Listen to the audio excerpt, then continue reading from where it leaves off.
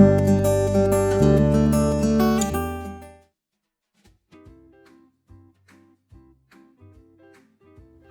and Merry Christmas. Today at the Cake Tip we're going to be making a vegan, gluten-free, nut-free Christmas cake. This is going to be packed with flavour and super easy to make. When making a Christmas cake there's a few things that are really essential, whether it's a gluten-free, vegan cake, a normal Christmas cake, there are some essential things you always need to make sure you do. And one of them is preparing your tin correctly so that the long period of time that it's in the oven for doesn't make the cake go dry. What you need to do is you need to grab yourself a tin, whether it's a round tin or a square tin. If you're using a round tin, it will be a 20 centimetre round tin, 8-inch round. If you're using a square tin, it will be a 7-inch square. You're going to line the bottom of your tin with 2 pieces of greaseproof paper. Then you're going to line the inside of your tin with 2 pieces of greaseproof paper, followed by the outside being completely covered with 2 layers as well. This will completely protect your cake whilst it's baking. The other thing you need to make sure you do as far as the tin is concerned is that when you place your cake in the oven, you need to place another piece of greaseproof paper on the top with a small cutout in the centre, about the size of a large coin. You're then going to just pop that over the top and sitting on the greaseproof paper underneath, just to create a barrier to stop it scorching in the oven. But you do need to allow this hole for air to travel through for it to bake. One of the other essential things that you need to do is when your cake is in the oven, you need to make sure that it's in the bottom of the oven. So place your shelf at the very bottom of the oven, and that's where your cake needs to sit to bake. You also need to make sure that you leave your cake in the oven for 4 hours plus. Do not open up the door and have a look at it before then, even if you're worried about how it's baking, because it must stay in the oven for at least 4 hours. It may end up being a full time of being baked 4 hours, 10 minutes, 4 hours and half an hour, but don't open it before the 4 hours are up. And last of all, the last essential thing to do is make sure that you soak your fruit overnight. It needs at least 24 hours to sit in the alcohol to preserve it.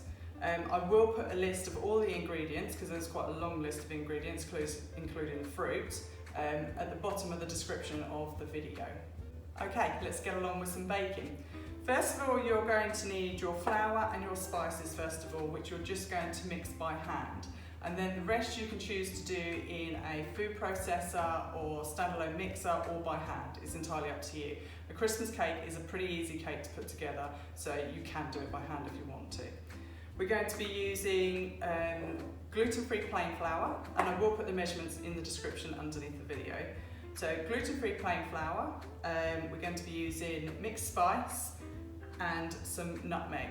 Now the reason I'm using these is because we're not using cinnamon today, but we're not using nuts in it either, so I've changed the spices around slightly for it. Okay, so you just pop your spices into your bowl.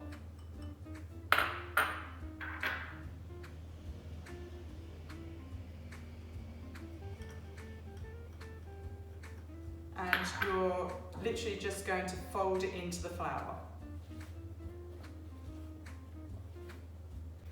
So once you've combined all of your spices into your flour, we're then going to go to the next stage, which is to add our sugar. That's brown sugar. You can use dark brown or normal sugar, dark brown sugar.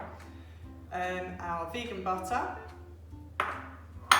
We're going to use some dark syrup and our egg replacement. And I've chosen to use flaxseed for this Christmas cake.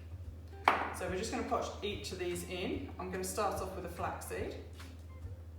Now, if you're going to mix your ingredients in the bowl and not place it into a food processor, then it doesn't really matter which ingredients you put in first. But because I don't want anything to stick to the bowl too much, I'm starting off with the flaxseed, followed by the syrup being warmed up slightly, just so that it's easier to get out of the bowl.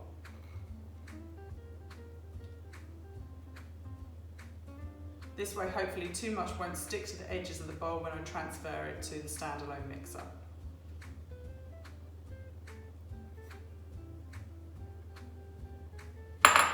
Then we're going to pop in our vegan butter.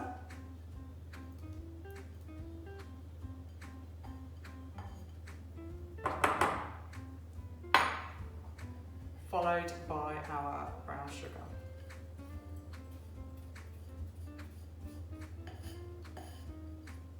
Now if you are mixing this by hand, you literally need to just keep mixing until it's fully combined and looks like any other cake mixture because you haven't added the fruit yet. If you put it in a standalone mixer, literally just scrape it in and mix with your standalone mixer until it looks like a standard cake. Okay, when you've finished mixing the cake batter, this is what it should look like. So nice and thick, not much different to what a sponge mixture looks like, to be honest. Now you've got to this point, you're going to add your mixed fruit and the zest of 2 oranges or 1 large orange, whichever you choose to use. I'm not using lemon zest in this one with the orange zest, just because I think the flavours will come out better with the orange. I'm also going to decorate the top of this Christmas cake with the very thin slices of grapefruit. But you can choose not to do that, and then you can cover the vegan cake however you choose to. Okay, I'm going to start off by adding the orange zest first of all. You don't have to do this in any particular order, it's just that I like for the zest to go in first of all.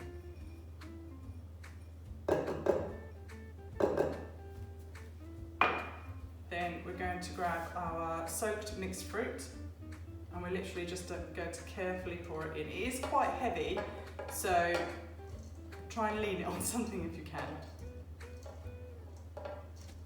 I will put the ingredients, remember, and measurements for the ingredients in the description below.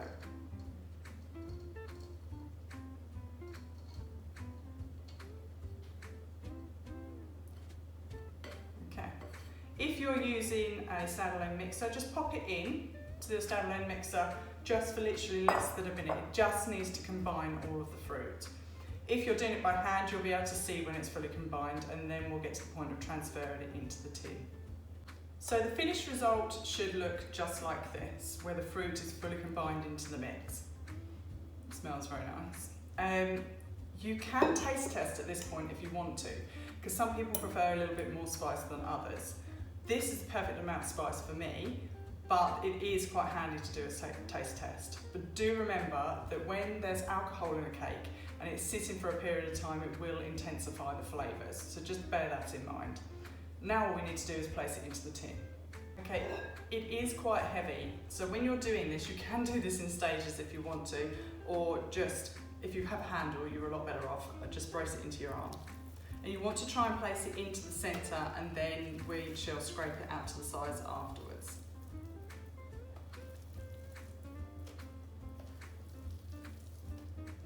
When you have all of the mix in the tin, you just need to grab yourself a spoon and smooth it out to the edges.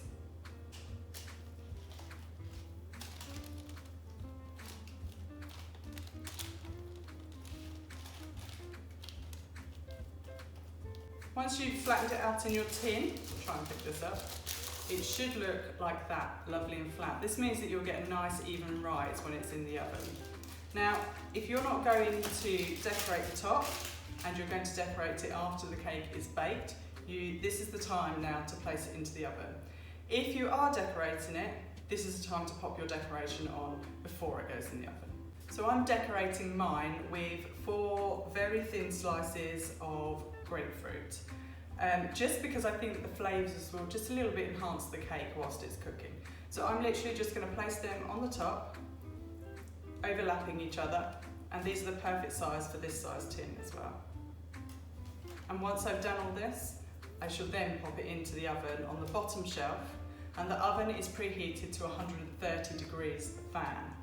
When you're putting it in the oven, remember when you put it on the bottom shelf, as soon as it's on there, you need to pop this over the top just to protect it whilst it's cooking.